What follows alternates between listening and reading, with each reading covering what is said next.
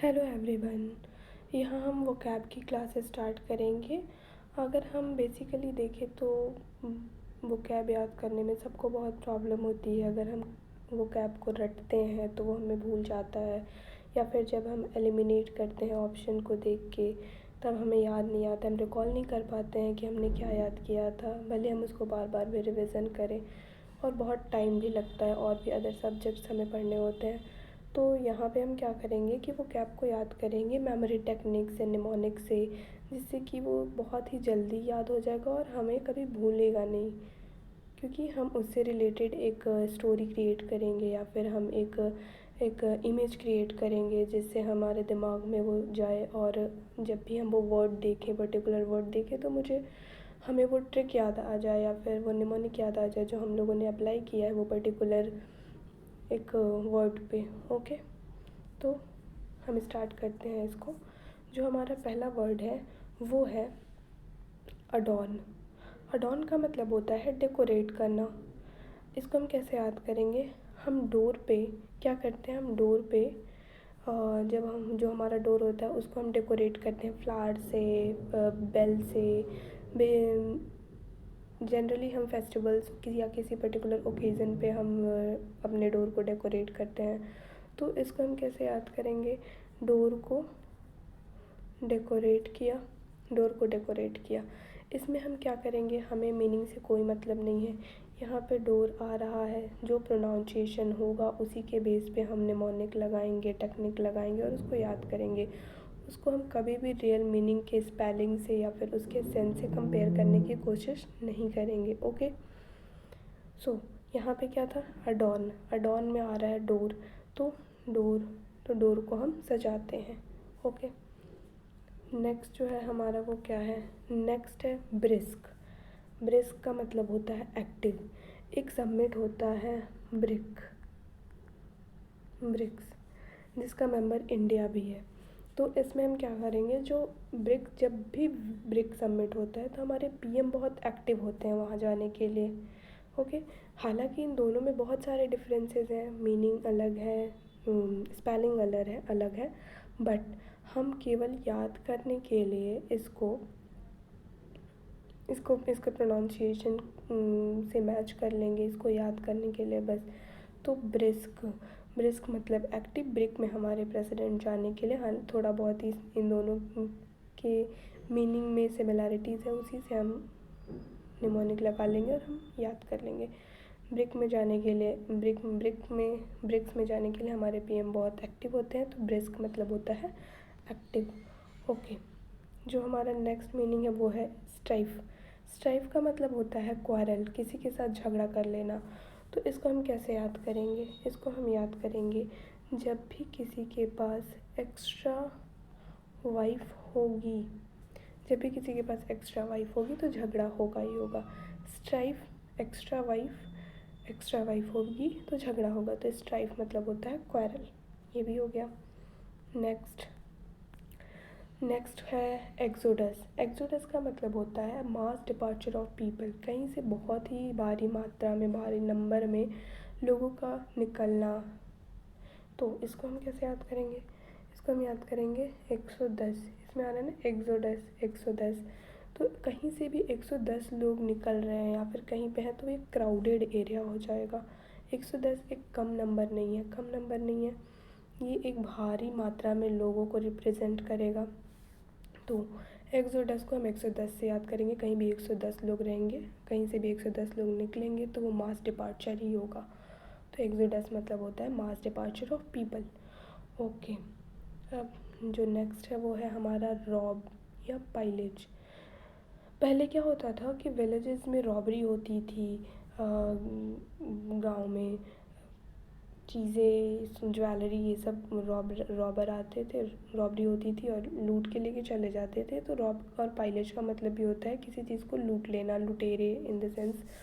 तो रॉब तो सबको याद होगा, रॉब मतलब किसी चीज़ को लूट लेना। पाइलेज को हम कैसे याद रखेंगे? तो विलेज में पाइलेज हो गया। पाइलेज और विलेज में थोड़ा बहुत सिमिलैरिटीज़ हमें देखने को मिल रही है, तो हम ऐसे याद कर लेंगे कि विलेज में पाइलेज हो गया, विलेज में लूट हो गई। ओके, या फिर चोरी हो गई, लूट लिया गया लुटेरों ने, रॉबरी हो गई, ऐसे हम याद कर लेंगे। जो हमारा नेक्स्ट है वो है एमिटी। एमिटी, इन दोनों में बहुत ही फ्रेंडशिप है, देखो साथ में खड़े हैं। तो अमिटी मतलब होता है फ्रेंडशिप। इसको हम कैसे याद करेंगे, यहाँ पे मिट्टी का प्रोनाउंसिएशन आ रहा है अमिटी, तो इसको हम याद कर लेंगे कि इंडिया की मिट्टी में ही फ्रेंडशिप है। यहाँ इंडिया जनरली अपनी डाइवर्सिटी के लिए ही जाना जाता है, और यहाँ पे डिफरेंट कल्चर के, डिफरेंट कास्ट के, रिलीजन के लोग रहते हैं, फिर भी एक दूसरे से मिलजुल के फ्रेंडशिप मेंटेन करके रहते हैं। तो इंडिया की मिट्टी में फ्रेंडशिप है, तो एमिटी का मतलब होता है फ्रेंडशिप। ओके, नेक्स्ट जो है वो हमारा इंसिपिड। इंसिपिड का मतलब होता है फीका, टेस्टलेस। हम जब चाय पीते हैं तो उसको हम सिप में बोलते हैं ना, कि एक सिप चाय ली, चाय सिप करके पीते हैं।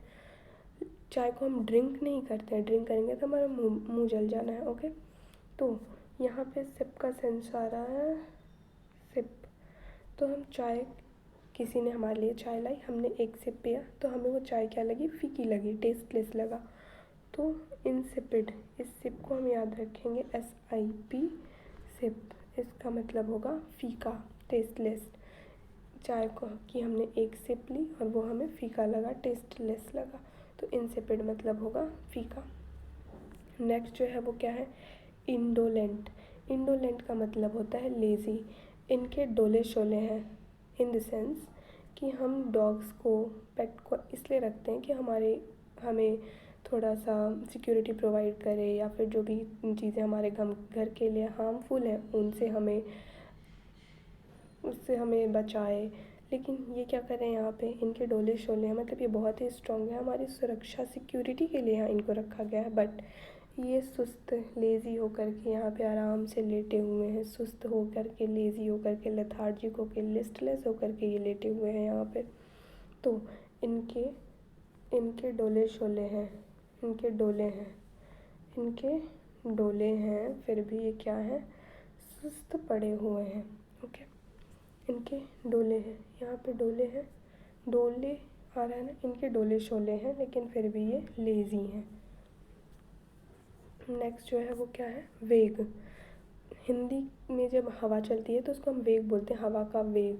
तो इसको हम याद रखेंगे, जो हवा का वेग है, हवा का जो वेग है वो क्या है, अनक्लियर है, क्लियर नहीं है। हवा चलती है तो उसके साथ बहुत सारे डस्ट पार्टिकल्स, ये सब भी उसके साथ में चलते हैं ना, तो क्लियर नहीं हवा है। हवा का वेग जो है वो अनक्लियर है, क्लियर नहीं है, उसमें डस्ट वगैरह बहुत सारे डस्ट पार्टिकल्स हैं, क्लियर नहीं है, अनक्लियर है, हवा का वेग अनक्लियर है।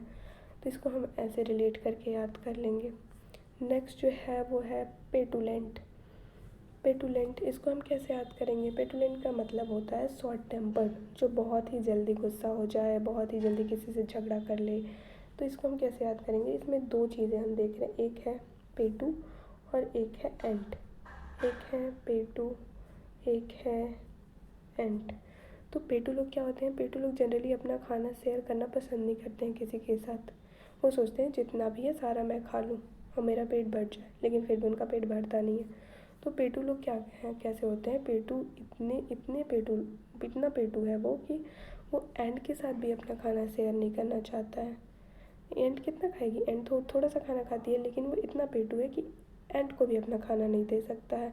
और अगर बाई चांस एंट उसका खाना ले लेती है तो वो शॉर्ट टेम्पर्ड हो जाता है, तुरंत गुस्सा हो जाता है उसके ऊपर कि तुमने मेरा खाना क्यों लिया।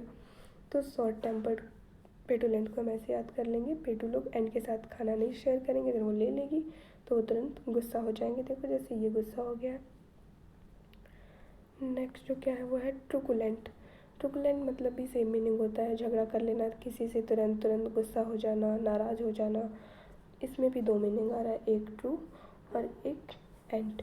तो एक आदमी है, यही है, वो कहते हैं कि तुम ट्रू कहते हो, जितनी भी एंट है ना, सारी की सारी एंट झगड़ालू हैं, जितनी भी एंट हैं झगड़ालू हैं। तुम ट्रू कह रहे हो, सारी की सारी एंट झगड़ालू हैं। तो ट्रुकुलेंट का मतलब क्या होता है, झगड़ालू। ट्रू कह रहे हो, सारी एंट झगड़ालू हैं। ओके, नेक्स्ट ईरी का मतलब होता है एबनॉर्मल, जो बाकी से थोड़ा सा डिफरेंट बिहेव करे। बाकी सारे एक जैसे हैं, ये बाकी सारे एक जैसे हैं, बट ये जो है वो सबसे डिफरेंट है, एबनॉर्मल है। तो ये एबनॉर्मल क्यों है, इसको सबसे अलग क्यों खड़ा किया गया है, इसलिए करा गया है क्योंकि ये बार बार एरर करता है। ये बार बार एरर करता है, इसीलिए इसको सबसे अलग खड़ा किया गया है। ये बार बार एरर करता है, एरर करने की वजह से ये एबनॉर्मल हो गया। सबने इसको अलग कर दिया कि तुम बड़े एबनॉर्मल हो, तुम तो बहुत एरर करते हो। ओके, ये हो गया। बस आज के लिए हम इतना ही रखेंगे, आगे नेक्स्ट वाले लेक्चर में हम कवर करेंगे। Thank you.